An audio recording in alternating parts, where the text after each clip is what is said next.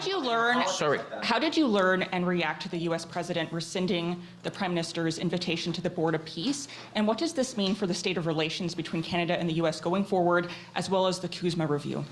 Well, Canada has always played a key role when it came to Gaza and the two-state solution, and we will continue to do that. The Prime Minister has been actively engaged and will continue to be actively engaged. And when it comes to our relationship with our southern neighbor, you know, there's always discussions ongoing on a number of topics, on a range of topics, I would say. But one thing that you have seen is that the Prime Minister has played an important role when it comes to Gaza, and will continue to do so. Sir? Bonjour, M. Champagne. Marc Cossette avec CEPAC. Oui. J'aimerais justement revenir sur les propos du Premier ministre à Davos, qui certainement ont été bien accueillis ailleurs dans le monde, mais il affirme que le Canada doit approfondir ses relations avec l'Europe, avec d'autres puissances moyennes, mais notre réalité géographique, elle, ne changera pas. On est en pleine renégociation de la CEUM. Alors, qu'est-ce que vous répondez aux Canadiens qui craignent que cette approche de M. Carney ne fasse qu'envenimer davantage nos relations avec les États-Unis? Mr. Carney's approach could damage relations with the United States. Well, I think Canadians should have faith. Now, Canada is a member of the Commonwealth and the G7, and if you're referring to China, for example, G7 countries have all found a strategic way to work with China in a clear-eyed manner, and Canada is a member of the G7, and we will always have a privileged relationship with our neighbors to the south because of our geographic position. As a result, we're partners, and the U.S. is again our major and principal trading partner. But China is the second trading partner, second largest one for Canada. And I think what we've understood about this new economic dynamic is that the way to have more resilience is to diversify our relationships. And it's true for Canada and for other countries around the world. Europeans have reached an agreement with Mercosur. They have a new economic agreement with Mercosur. And Canada is also pursuing free trade agreements with other countries. So, you know, we are adding to what we have, not taking anything away. We want to have a strong economic relationship with the United States while we diversify our partnerships around the globe. And I think Canadians have understood that in this new global economic order, we have to develop other partnerships. Canada is unique in G7. We're the only G7 country with a free trade agreement with all other G7 countries, and that gives us an economic advantage. I can tell you that Canada is viewed very positively abroad, and I've rarely seen so much interest in Canada as I did recently. So, you know, Canada stands out by the strength of its values and the strength of our actions, and I think people are realizing that and appreciating it around the world.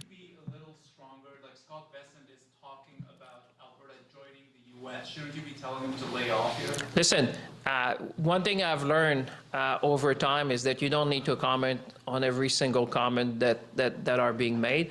One thing I would say is that we have signed an MOU with Alberta. Canadians are proud people. Canadians know how to build resources. Canadians know how to grow our economy.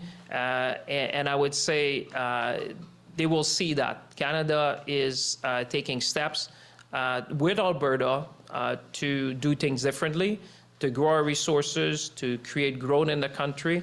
And Canadians are very proud. We're a proud nation with proud values and a very strong economy. So I would say no, you know, thanks, but no thanks. We will do our own things, and we will be able to develop our resources with Albertans, with Canadians.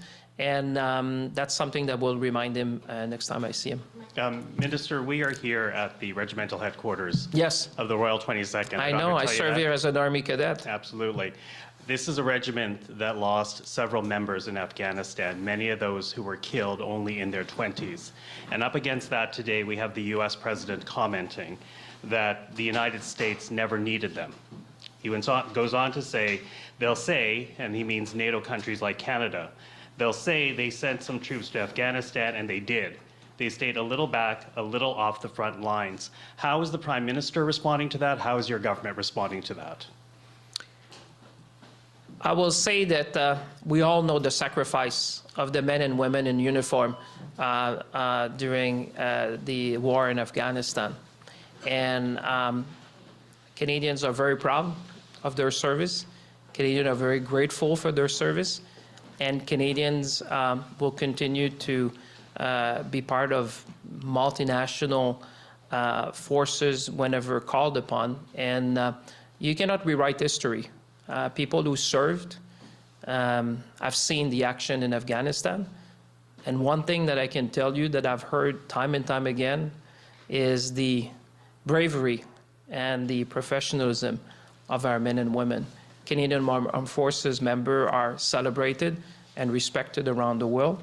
And I think that that's something that we hold dearly here in Canada. We're proud of our men and women in uniforms, and we know the sacrifice that they have endured in the war in Afghanistan. Does your government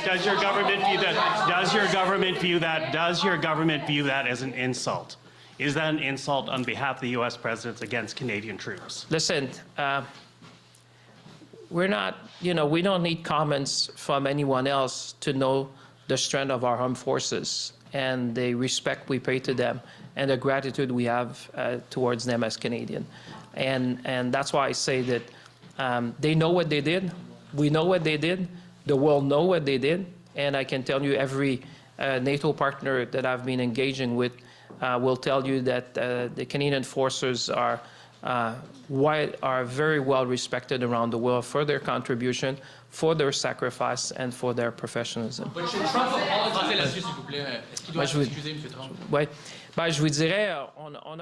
Well, the fact is we don't need anyone to remind us of the sacrifices that have been made by the men and women in uniform. We're here at the Citadel in Quebec, at the very heart of the 22nd Regiment, and Canadians are proud. They're proud of the men and women who have served. Canadians are grateful for their sacrifices, and Canadians admire people such as they who showed such courage in very difficult circumstances. So I think I can express the views of all Canadians in thanking them now, both people who served in Afghanistan and served in other missions around the world.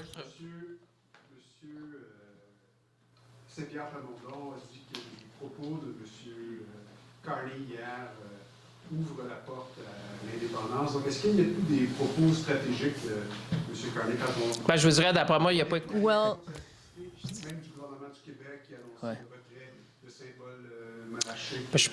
Je dirais, écoutez, je pense qu'il n'a pas écouté le même discours que j'ai écouté. I don't think you listened to the same speech that I heard. Mr. Carney's speech about Canadian unity was to insist on the fact that at a time like this, we need to be unified. We're going through a very special period in humanity. We're at a time where things are changing very, very quickly, and it's completely unprecedented. If you go back to 1945 or the fall of the Berlin Wall in 1981, in terms of geopolitics and supply chains, things were completely different. And at a time like this, I think as Canadians, it's in our interest to have a Prime Minister offering a vision for the country, a vision on national unity, and a vision where everyone has his or her own place within this country. So I think it was an important speech. The speech in Davos was important to show that Canada is important on the international stage and respected because of its values and its strength. But I believe that it's important to realize that at a time like this, when there's such uncertainty, when there's such volatility, our role as political leaders is to bring confidence, to reassure people that things are okay, that we will build the country. And as I've said, perhaps we're facing some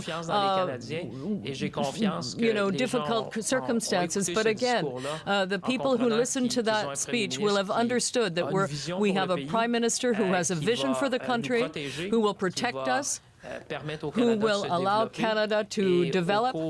And in the coming years, people will see the progress that we're making together. So it was an important speech, and it's one that Canadians needed to hear. The speech in Davos was important, but it was important for Canadians to hear that speech right here in Canada. Ben, écoutez, chacun peut avoir sa vision de l'histoire. Moi, has their own vision of history, but I think behind that image is the fact that as a country, we decided to work together, to unite, and build something extraordinary. When I look at Canada today, I think it's important to realize that if you look around the world, you see that we're very lucky in Canada to live in a democracy, a country that is going to have the highest economic growth after the United States within the G7, a country that has talent, resources, energy, and strategic partnerships around the world. So I know there are a number of people who would like to be in our shoes. And the Prime Minister wanted to express to Canadians what we see. And the people are proud, and people want to work with Canada. People want to be partners with Canada. And I think that should reassure Canadians that, yes, we're on the right track.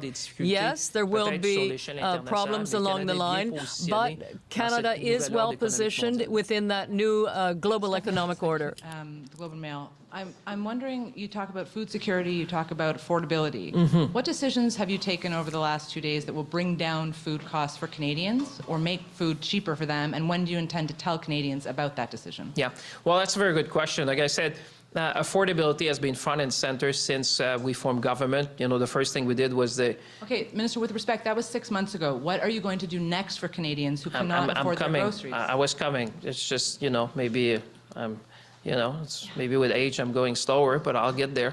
I'll answer your question fully.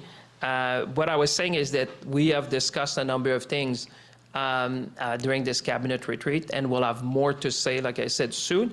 We are very, very, very conscious about the challenges that families are facing. We discussed a number of different possibilities, how we can support Canadians in times like that. And like I said, we'll have more to say very soon on that. But, food affordability is something which is front and center in our mind. En français, sur le Conseil de la paix, est-ce que c'est si grave que ça, le retrait du Canada? Est-ce que M. Carney tenait à en faire partie? Écoutez, moi, ce que je peux vous dire, c'est que le Canada a what I can say is that Canada has always had a key role when it comes to the situation in Gaza, and we will continue to be part of those discussions. Canada has made its own voice heard with respect to the two-state solution, and we will continue to work on this. And there are other ways through which Canada continue to engage in the peace process. Thank you all very much. Have a great weekend.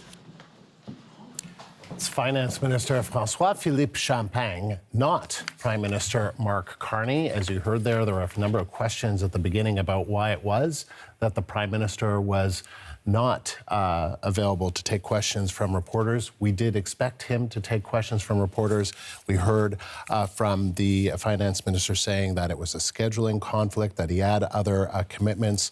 And then the CBC's Marina von Stackelberg joins me now from Ottawa because the reporters had a long list of questions. And the point that they were making is that he gave this speech at Davos to an international audience. He gave a speech yesterday in Quebec City where he didn't take questions to reporters trying to inspire national unity.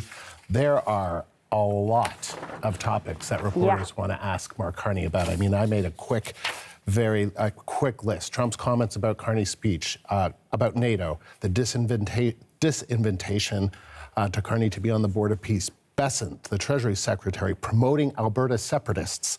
I mean, the list is long. And François-Philippe Champagne saying you don't need to comment on every single thing that is said. But what stood out to you in terms of those comments? Yeah, you heard the frustration there from the reporters in Quebec City. I'm told by my colleagues on the ground that that press conference was ready to go. The cameras were rolling, the lights were on. There were about 15 reporters there lined up with, like you said, many questions to ask the Prime Minister.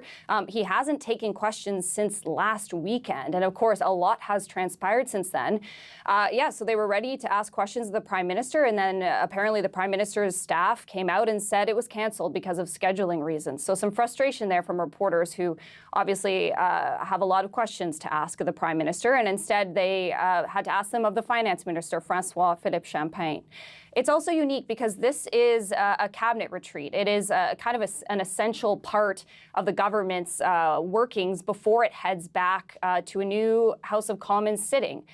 There has been quite a long break over the winter holidays, and so as Parliament resumes next week, there is a tradition of having the Prime Minister speak to reporters, answer some questions ahead of that sitting about the government's priorities and whatever else has transpired over the last little while. And so that is quite unique there. So we did hear François-Philippe Champagne respond to some of those questions, like you said, including the news that Trump yesterday withdrew the invite to Carney to join what he's calling a Board of Peace initiative in Gaza. Government sources told CBC News that the Foreign Affairs Department did get in touch with a formal invitation letter to the board last week. This disinvite was, of course, done over social media without any clear motive. And so Champagne's saying what we also heard from Anita Anand, Minister Anand, earlier today, just a kind of general sort of, obviously an attempt to not try and inflare situations even more, saying, Canada is actively involved in Gaza. Our values are very clear, but really kind of trying to stay away from that back and forth. Asked about Alberta. Of course, those comments made by the U.S. Treasury Secretary. Champagne saying there, I have a good relationship with him. I don't need to comment on every comment. Asked about Afghanistan and those comments that Trump has made about, saying the U.S. never needed NATO. Champagne saying we all know the sacrifice and saying you cannot rewrite history. So Champagne, they're taking quite a lot of questions from reporters, but obviously questions that many Canadians want to have asked of the Prime Minister. Well, and the comments around NATO, they are interesting because it really started to heat up at the beginning of the day today because the UK Prime Minister said those comments, Keir Starmer, are appalling. And there was another word that he used. I forget the other word, but something insulting. I think it was appalling and insulting. And so, you kind of wonder, because there's Canadians, there's the Americans, the British and Canadians suffered the most losses in that war. And so that has stirred up lots of reaction from veterans who have been speaking about that. Okay. Marina, thank you. CBC's Marina von Stackelberg in Ottawa.